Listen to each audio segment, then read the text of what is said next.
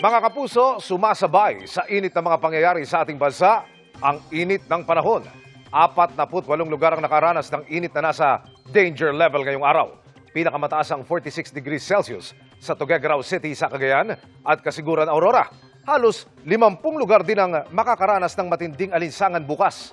Kabilang ulit ang Metro Manila kung saan posibleng pumalo sa 42 degrees Celsius. Ang damang init, easterlies pa rin ang nasa likod ng tumitindig init sa halos buong bansa. Pero ang init at alinsangan, pwede ring pagmula ng mga ulap na maaring magdala ng pag-ulan.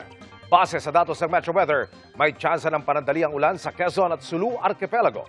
Pagsapit ng hapon, malaking bahagi ng Luzon na ang uulanin kasama ang Northern at Central Luzon, Calabarzon at Mimaropa. Mataas din ang tsansang ulanin ng halos buong Mindanao. May heavy to intense rains na posibleng magdulot ng baha o landslide.